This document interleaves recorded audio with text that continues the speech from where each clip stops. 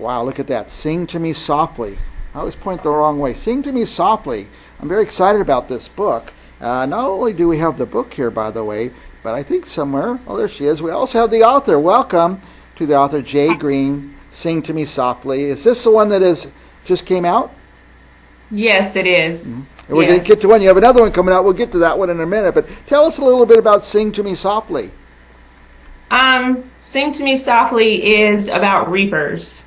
So I tend to write dark urban paranormal fantasy, and this one is a book that I revamped from another book that I'd written, but I slowed it down, toned it down, and tried to give it in a format that was not just something I would read, but something someone else would read, because you have to have an audience. Yeah. So now tell me about, by the way, how many books total do you have out?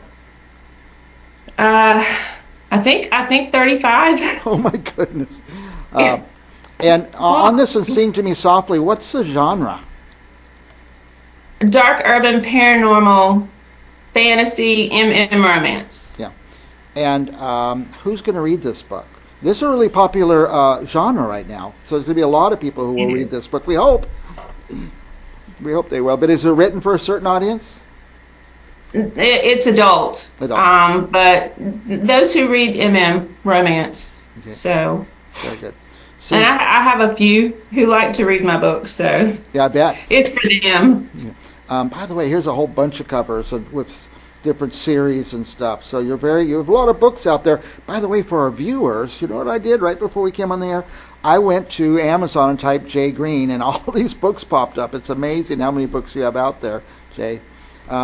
Tell us, anything you want us to know about Sing to Me Softly? I don't want you to spoil the book for anyone, but it's urban. Is it built in a certain city?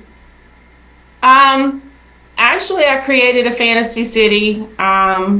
So we have the human world, and then we have hell, and then we have a different place where the reapers live. Where the reapers live. Okay. And it's set there, and basically it's based on music. Their blood sings to particular people. So if these people they are loyal to, they trust, their blood will sing to them. Nice. So. By the way, I usually try to ask up front, and I forgot, but you're somewhere in Florida. Is that right? Yes, I'm in Apopka, just outside of Orlando. And what's your weather today? It's rainy. It's rainy. Rainy and windy and chilly. Yeah, amazing. Yeah, it can rain a lot in Florida. Is that right? Do what? It can rain a lot in Florida? Oh, it can. Yeah. We're getting ready to hit the rainy season. Yeah. By the way, let's go back to this. So Sing to Me Softly is out, but coming soon is this one, Glitter? Glitter on the Lawn. Yeah, Glitter on the Lawn. Okay, tell us about that book. This is my first attempt at contemporary fiction. It's still romance, but it's contemporary because I usually don't write humans. And humans are hard. Hard. And that will be out what date? March 14th. March 14th. Okay, this one's coming up. Now, speaking of not writing humans are hard, you're creating realms that don't actually exist. Is that correct? Do what? Are you creating realms that don't actually exist? Yes, yes. I'll give you a general idea and some descriptions of places, but they're not exactly the same as the real world, no. Right. Now, just for your craft and your process, we have so many viewers that are writing books, and there's millions of people out there writing books who can't seem to finish, but you've done it multiple times. But just as far as your process, is there a lot to keep track of in a realm that doesn't really exist? How do you make sure everybody's in the right place at the right time and with the right other characters? And not get confused between worlds. Yeah. I'm not exactly sure how I do that. I know that for Fire Ridge Pride and Blood Rights, we're doing this, and I know for the Feladay Clan we're doing that. But for me, the characters sort of speak to me, so I just kind of go with exactly what they want. And it just sort of flows. I'm a pantser. I'm not really a planner. Not a planner. Nice. So it's hard to explain exactly how the process works. I mean, I've got the basics down. Yeah. And for our viewers out there who are trying to be the next Jae Greyn, trying to get their books written and published, what's your discipline? Do you get up at 6 a.m. and start writing every day, or you have a different process? No, at 6 a.m. I give my dog Liam his seizure meds and I go back to sleep. I get back up at 1, we repeat that process, and then I sit down with my coffee and I start writing. And I usually don't stop writing until 3 in the morning. Now other stuff comes up. You've got food and, meals, things like that. But no, my process is I pretty much live like a vampire. Mm-hmm. Which is why I'm so pale. You don't see a lot of sunlight. Now, do you have a word limit a day, or chapters or hours limit that you hold yourself to? No, I go until I get tired. Yeah. It frustrates me if I can't get at least 200 words written. But, yeah. Now, by the way, you've done so many books. I know there's a process of creating, writing, getting it onto the page, and then there's another process, getting it published. Does that get easier after so many books? It becomes rote, but the details don't become easier.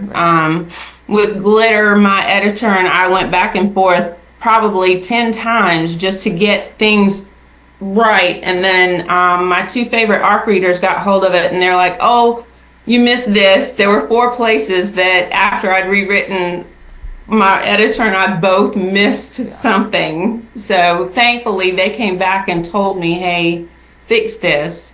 So then all I had to do was go in and change it and then re-upload to Amazon so that when it comes out, it's good. It's all hopefully good, ready to go. And I know I asked you this early on, but I just want to reiterate, how many total books of yours are out there? I think it's 35. 35. And I think. Are they still out in circulation where people can order all of them? Yes. Yeah. They're all on Amazon. Yeah. Once I start reading an author, I tend to stick with that author until I've exhausted all the books. So this is going to take a lot of my time, Jae Greyn. I'm sorry. No, it's great. I read. That's what I do every day, all day. I read all day, then I spend a couple hours talking to authors like this. So I look forward to getting a hold of your books and studying your style and everything like that. We're going to run out of time in a minute, but I just wanted to give you a few minutes to say anything you want about your books or your anything in the world you want to talk about, in fact. The only thing I would like to say for those new writers coming along is make sure you know your audience. Don't, if you really are hoping to sell, make sure that you are not just writing for yourself. Nice. That's great advice. That's great advice. Thank you. Well, I would urge I would say Amazon, but they probably find these books in a lot of places. Is that right? Yeah, some of them are in bookstores. I just don't know where. Okay. I think they're all over the world. Right. And by the way, if we visit your website, which we have on the screen, jaegreyn.com, what would our viewers find there? My newsletters, they would find links to the books. There's a whole lot of information on the Fire Ridge Pride and Blood Right series, little details that are not in the book or things that they missed. Nice. Stuff like that. I like that. And I do have tidbits on there from things that one-offs that I wrote that published. Right. I will urge our viewers to go order Sing to Me Softly. And by the way, I don't go to Amazon click once. I always order like 5 copies of a book, and I want everybody to be reading what I'm reading. So, and also coming up, I guess, is Glitter on the Lawn. Here's the cover. Yes. Very intriguing covers, by the way. When I'm trying to pick a book to read, the covers help a lot. So they got to capture me and draw me in and not bore me. They have to help tell the story. Thank you, Jae Greyn. I really appreciate you taking the time to come on the show, and I hope you come on again and again. I know you have a lot more books probably in the pipeline, and every time one comes out, please come on the show. Okay, I'll do that. Thank you very much for having me. And for our viewers, please don't go anywhere, because we're going to be back with another author right after this.